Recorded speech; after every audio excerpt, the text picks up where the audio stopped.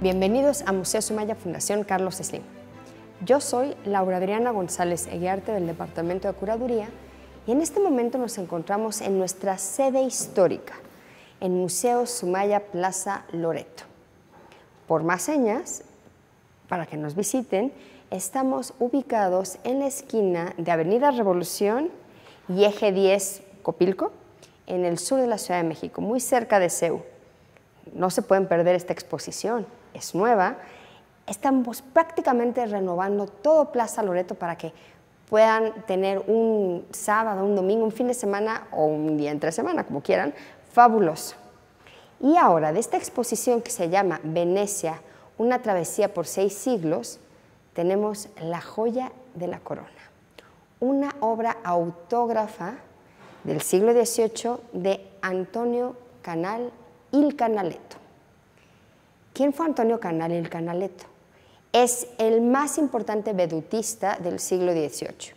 Ustedes se preguntarán, ¿qué es una veduta o qué es el vedutismo? Veduta quiere decir literalmente vista.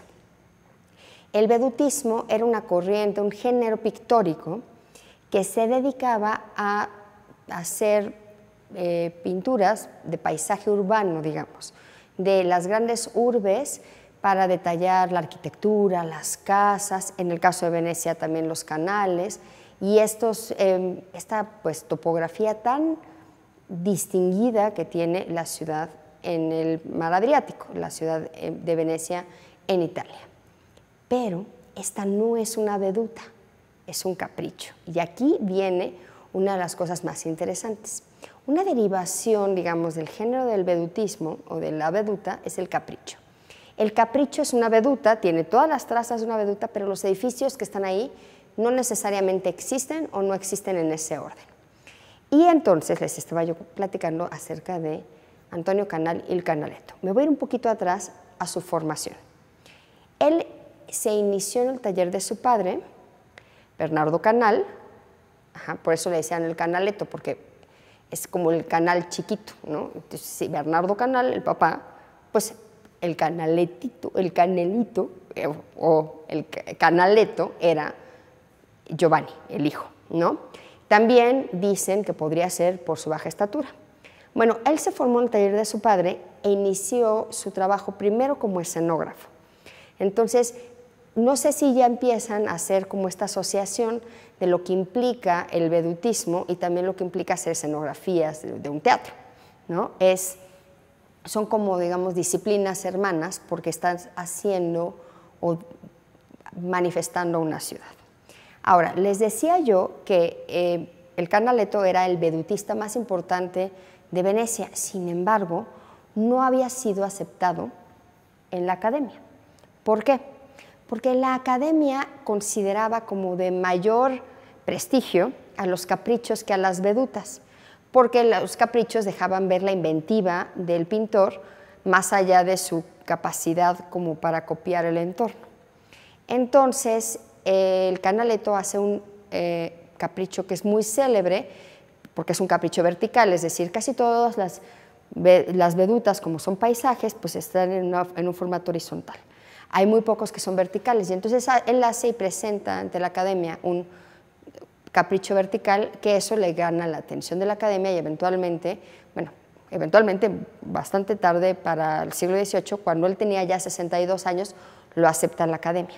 Pero este es uno de sus caprichos. Y entonces les decía yo que esta era la joya de la corona de la exposición porque es un óleo autógrafo de Canaletto. En la exposición vamos a ver a muchos de sus seguidores, a muchos de sus círculos, pero tenemos 3 obras autógrafas de Canaletto. Un dibujo de la iglesia de los Gesuiti, otro capricho un poco más chico y este. Entonces vamos a verlo con atención. ¿Qué les parece? Lo primero que tenemos que distinguir es que la iglesia que domina este capricho es una iglesia que no existe, no está en Venecia, pero tampoco existe en ninguna parte del mundo. Es una iglesia de planta oval. Esto, además de hablarnos del ingenio de el Canaletto, nos habla de su interés por la arquitectura y por una arquitectura un poco atípica, porque no es que haya tantas iglesias con plantas ovales o circulares en el mundo, ¿no? Es muy probable que se haya inspirado en una iglesia que está en Roma, que se llama el Panteón de Agripa. Ahora es iglesia, pero originalmente era un templo para todos los dioses romanos. Ese templo tiene una planta redonda detrás de un pórtico que es rectangular. Además tiene un óculo, es decir, una especie de, un orificio en la parte superior, como para que entre la luz del día, que aquí se alcanza a distinguir que también parece tener un óculo. Lo que no tiene el Panteón de Agripa y lo que sí tiene este es una especie de torre de apariencia gótica. ¿Qué otros edificios vamos a encontrar? Bueno, a la derecha a la izquierda, perdón, de esta iglesia vamos a encontrar algunas edificaciones, casas típicamente venecianas, esas casas de 3 o 4 pisos en donde vamos a ver las ventanitas con unos balcones muy chiquitos. Esas son casas típicamente venecianas y por supuesto el entorno acusa a que se trata de Venecia. Si vemos un poquito más lejos, en el segundo plano vamos a encontrar una casa en ruinas como con un arco. Los pintores de capricho hacían muchas imágenes que tenían que ver con ruinas, porque en ese momento, en el siglo XVIII, se estaban encontrando muchas de las ruinas o de los vestigios del Imperio Romano en toda Italia. Entonces, parte de lo que hacían en los caprichos era pues repetir estas columnas y estos espacios, estos arcos que podían ser como de origen romano. Esa parte va a ser como reminiscente de Guardi. Guardi es posterior a Canaletto, pero entonces Guardi posiblemente tuvo como cierta influencia en este aspecto también de Canaletto. Bueno, son entre contemporáneos y uno antes que el otro. Pero, ¿qué hay más lejos? Más lejos vamos a ver, ya, sí, muy escondidito, el campanario de San Sebastián, de la iglesia de San Sebastián en Venecia. Así podemos saber que efectivamente el capricho tiene pues todas las trazas venecianas, porque además de las edificaciones está pues esta torre de una iglesia o este campanario de una iglesia que sí está efectivamente en Venecia. Otro detalle de esta obra magnífica es que hay algunas figuras, ¿no? Las figuras son las personas que vemos caminar, inclusive podemos ver un perrito. Es muy probable que quien haya hecho esas pinturas haya sido Bernardo Bellotto, Canaletto el Joven, también conocido como Canaletto el Joven, porque Bernardo Bellotto era sobrino y seguidor de Antonio Canal y seguramente participó en su taller y es posible que él haya hecho las figuras. Esto era una cuestión habitual en el 18, en el 17 y en el 18, que un pintor hiciera el paisaje y la vista y todo, y otro hiciera las figuras. En este caso, pues las figuras son solo decorativas y tienen un menor nivel. Vean con atención el agua. El agua es una de las, digamos, de las características más delicadas de la obra del Canaletto. Como él empieza a hacer estos reflejos en el agua que la hacen muy realista o cada vez más realista, y eso era como muy apreciado. Sabemos que, bueno, él estuvo una temporada en Londres y son sus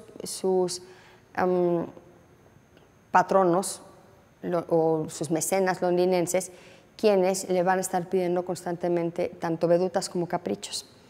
La primera persona que fue su dueña documentada, porque quiere decir que ya estaba antes, posiblemente a la venta, porque hay unos 70 años entre que murió el Canaletto a que esta persona apareció documentado en su inventario este cuadro, es Lady Carbery en Castlefrec en Irlanda. Y fue pasando así de generación en generación por todos los Castlefrec, que son, pues son una familia real irlandesa, y tiene varios dueños hasta que en el siglo XX uno de sus últimos dueños fue el actor Henry Fonda. Entonces esta obra ha pasado por muchas colecciones muy importantes y además es una obra fantástica de esto, un capricho del Canaletto. Si quieren ver más caprichos de los seguidores del Canaletto, otras obras del Canaletto y otras obras que hablen de Venecia, no pueden perderse esta exposición. Los esperamos aquí en Plaza Loreto.